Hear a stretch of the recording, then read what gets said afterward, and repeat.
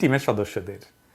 মার্কামারা ভারতীয় দালালদের নেতৃত্বে একটা তথাকথিত গণশুনানি কমিশন গঠন করা হয়েছে সারা দেশে চলমান হিংসাত্মক ঘটনাবলী তদন্ত করার জন্য।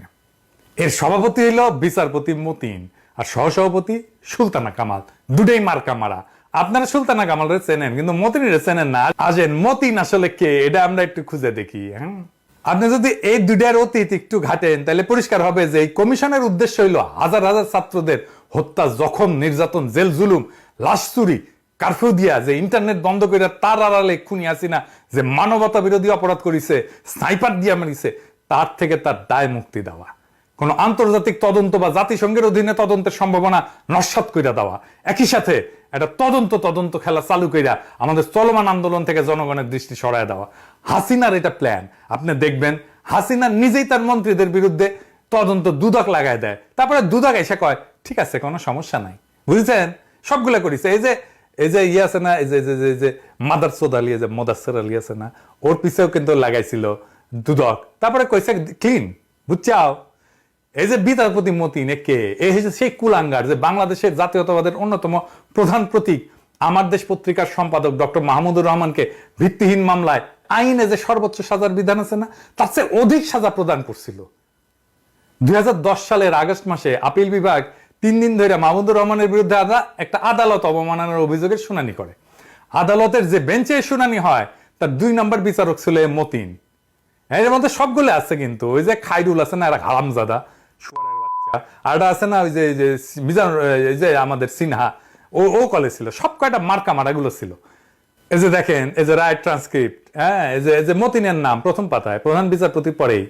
এই বৈরী আদালত মাহমুদুর রহমানকে 6 মাসের কারাদণ্ড, 1 লাখ টাকা জরিমানা, অনাদায়ে আরো 1 মাসের জেল এই রায় দেয়।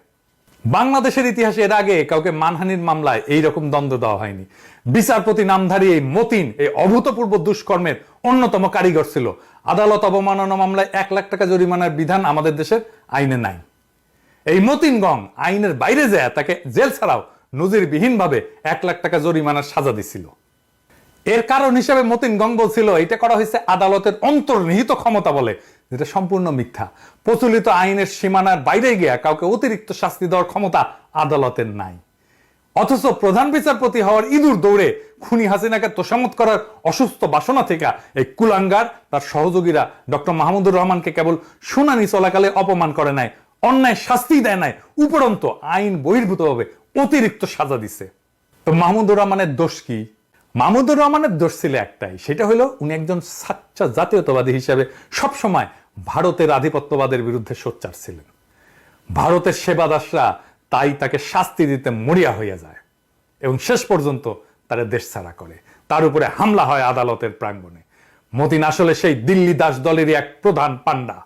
নরকের কীট এই বদমাইশ মতিন এখন আসছে বালের গনেরিয়া কমিশন নিয়া। এই গনেরিয়া কমিশন তো হোগা দিয়ে হামলায় দিব, শুয়ারের বাচ্চা। এই গনেরিয়া কমিশনের দ্বিতীয় পান্ডা হইল খুনি হাসিনা তথা ভারতের অন্যতম শীর্ষ লেসপেন্সার সুলতানা কামাল। এর সম্পর্কে আর কিছু বলি না, আপনারা জানেন। এই গনেরিয়া কমিশন এমন সময় গঠন করা হইল যখন গণখুনি হাসিনা মানবতা বিরোধী অপরাধের বিশ্বাসযোগ্য এভিডেন্স পাওয়া গেছে এবং আন্তর্জাতিক অপরাধ আদালতে তার বিরুদ্ধে মামলা দায়ের করার ভিত্তি তৈরি হয়েছে এবং অনেকেই কাজ করতেছে, সিরিয়াস কাজ করতেছে। ইতিমধ্যে আমরা কয়েকজন আন্তর্জাতিক বিশেষজ্ঞদের সাথে প্রাথমিক আলাপ করছি এবং তাদের পরামর্শ মোতাবেক তথ্য প্রমাণ সংগ্রহ করা শুরু করছি।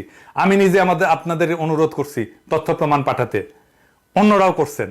এই গনেরিয়া কমিশন প্রবাসী বাংলাদেশিদের এই উদ্যোগ নস্যাৎ করার জন্য গঠন করা হয়েছে। আমরা শুনলাম না এত গুরুত্বপূর্ণ উদ্যোগ না হইতেছে, প্রকাশ্যে কোনো আলোচনা হইল না, হঠাৎ করে সুলতানা কামাল আর ফটকা মতিন হাজির হইল এই কমিশন নিয়ে। ছাত্রদের উপরে সীমাহীন বর্বর আক্রমণের 2 সপ্তাহে কিন্তু তাদের কোনো আওয়াজ পাওয়া যায় নাই।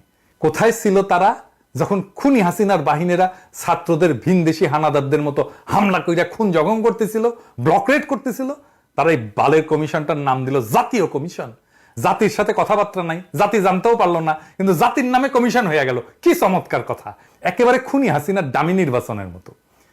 আমরা খুব ভালো করে বুঝি যে এই ডামি গনেরিয়া কমিশনের আসল মতলব হইল এর মাধ্যমে খুনি হাসিনা আর তার নেতৃত্বে সংগঠিত মানবতা বিরোধী অপরাধের দায় চাপাইয়া দিবে অন্যের উপরে। আমরা এই কমিশনের বিভিন্ন পদে যাদের নাম দেওয়া হয়েছে তাদের আহ্বান জানাই তারা যেন এই দুষ্ট উদ্যোগ থেকে নিজেদের নাম প্রত্যাহার করেন, না হইলে গণদুশ্মন হিসেবে বিবেচিত হবেন। তারা যদি প্রকৃতই বাংলাদেশের চলমান মানবতা বিরোধী অপরাধের তদন্তে পজিটিভ ভূমিকা রাখতে চান, তাহলে আন্তর্জাতিক অপরাধ আদালতে মামলা দেওয়ার যে প্রক্রিয়া প্রবাসীরা ইতিমধ্যে শুরু করছেন, সেই উদ্যোগে সামিল হওয়ার আহ্বান জানাই। এটা নিয়ে আমি আপনাদের বিস্তারিত জানাবো, কারা এটা করতেছে, কিভাবে হচ্ছে, এটা আমরা জানাবো খুব শীঘ্রই, সম্ভবত এর পরের এপিসোডেই আমি জানাবো। এবং কাজ কিভাবে আগাচ্ছে, কিভাবে আমরা কাজটা করব, সেটাও আমরা জানাবো। এই গণকমিশনকে বলতেছি, যে গণকমিশনে মতিন আর সুলতানা কামাল আছে, সেটা আমাদের কাছে গণেরিয়া কমিশন। এর মধ্যে অনেক ভালো মানুষ আছেন, আমি অনেককেই ব্যক্তিগতভাবে চিনি। আপনাদেরকে আমি আহ্বান জানাবো, এই কমিশন থেকে নিজেদের নাম প্রত্যাহার করেন, অথবা এই দুইজনকে পাছায় লাথি দিয়ে বের করে দেন। এদের সাথে নিয়ে কাম শুরু করলে আমি কিন্তু পাছার চামড়া লাল করে দেবো সবারই। সরি করার টাইম পাইবেন না কেউ, আমি চিনি বা না চিনি, যতই ভালো মানুষ হন না কেন। আমার ক্ষুদ্র ভ্রাতার ভগিনীদের কইলে গণেরিয়া কমিশন একদম পশ্চাতে হামদায় দিবে। আন্তর্জাতিক অপরাধ আদালতের কাঠগড়ায় তাকে তুলে ছাড়বই, আপনারা তাকে কিছুতেই বাঁচাইতে পারবেন না। ভাসানী সোহরাওয়ার্দীর হাতে গড়া ঐতিহ্যবাহী দল আওয়ামী লীগের রাজনৈতিক অপমৃত্যু ঘটবে, যেটা হয়েছিল মুসলিম লীগের ভাগ্যে। একই সাথে এদেশের উপর ভারতের সীমাহীন আধিপত্যের ইতি ঘটবে।